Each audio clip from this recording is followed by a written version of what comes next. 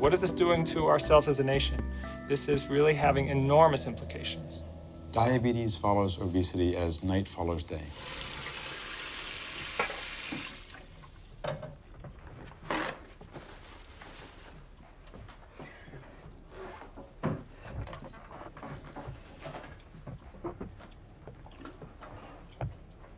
I always thought when they talked about someone being overweight and that caused this and then it caused that, I thought they meant being huge. Well, we weren't huge, but we were overweight.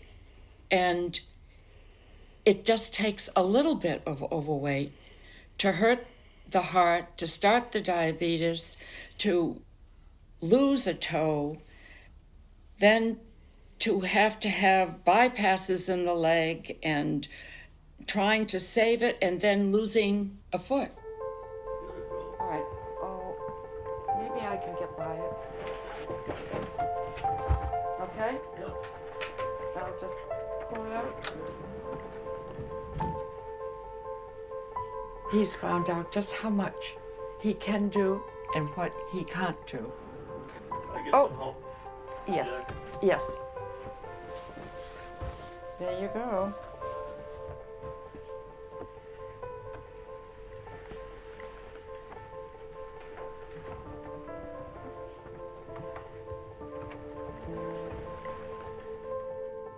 Diabetes just means high blood sugar.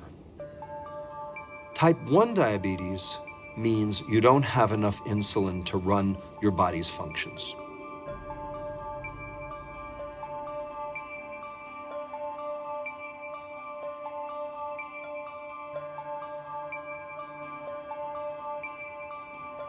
Type 2 diabetes says, I have plenty of insulin, but it's not working well at the level of the cell. So the level of insulin's high, but the ability to clear sugar into, say, fat is lost.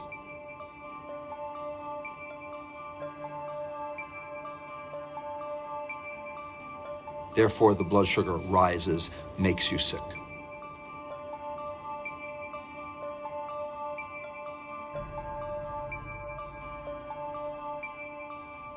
We understand much better than we have in the past what are the risk factors for developing type 2 diabetes. The one that everyone is most acquainted with, of course, is obesity, increasing weight. And it doesn't have to be that you become obese. It can be even at lower levels of weight. When you go from being 2% overweight to 5%, that increases your risk substantially.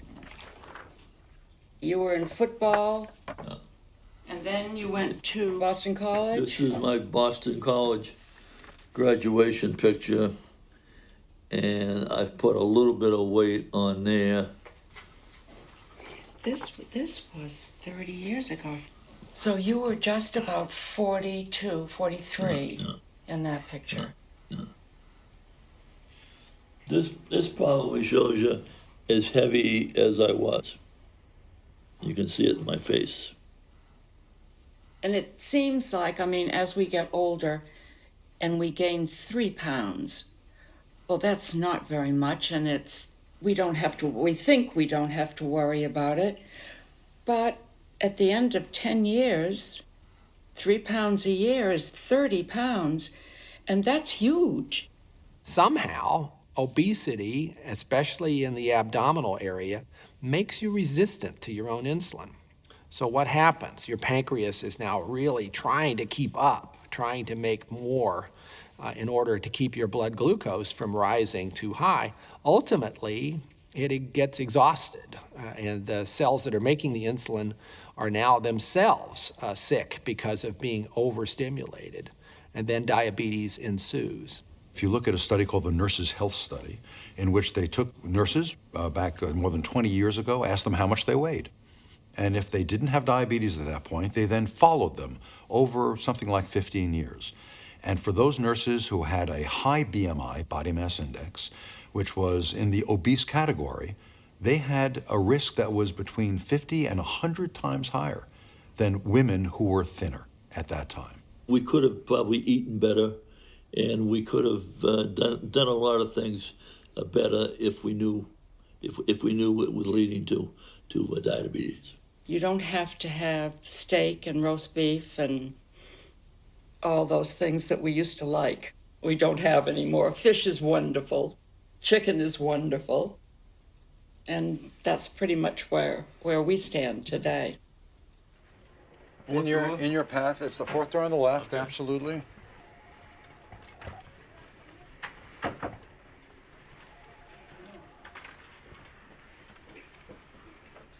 So you've got some early cataracts that make it a little bit difficult for me to see absolutely clearly in there.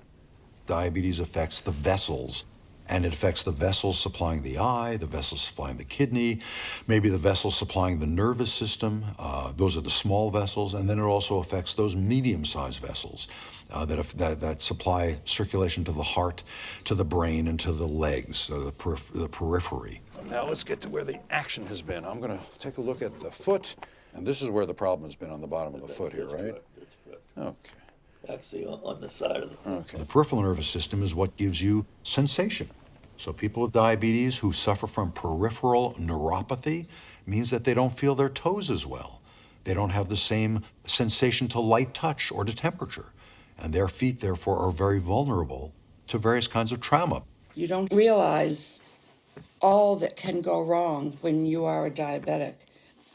In 2010, January, actually it was New Year's weekend, and he woke up about 3 a.m, and his foot had mushroomed to twice its size. We called his primary care doctor, and he said, "Get in immediately. I'll have the vascular team set up," which he did in the emergency room. They took a look at his foot and said, "If it's between your life and your foot goes." Now I want to take a look at the stump, okay?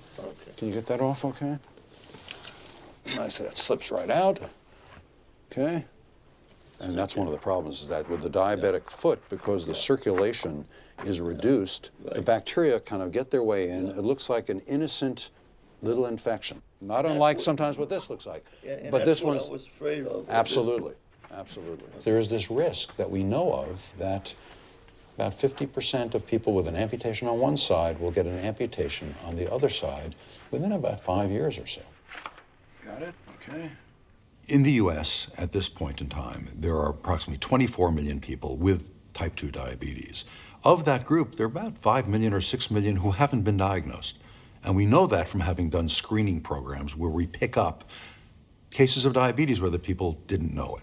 So something on the order of 19 million or so with diagnosed type 2 diabetes, and another 5 million or so with undiagnosed diabetes. This has slowed us down, but it's not going to keep us slowed down. I think we have to work at it every day, or else I think you have a tendency just to die. And I mean, I've got grandchildren. We both have grandchildren we want to see and things like that. There's too much in life that's important to us just to give up. And, oh, you forgot our wedding picture. Wedding picture. This was 1968. 68. Yeah, I'll give you a kiss. Happy anniversary in June.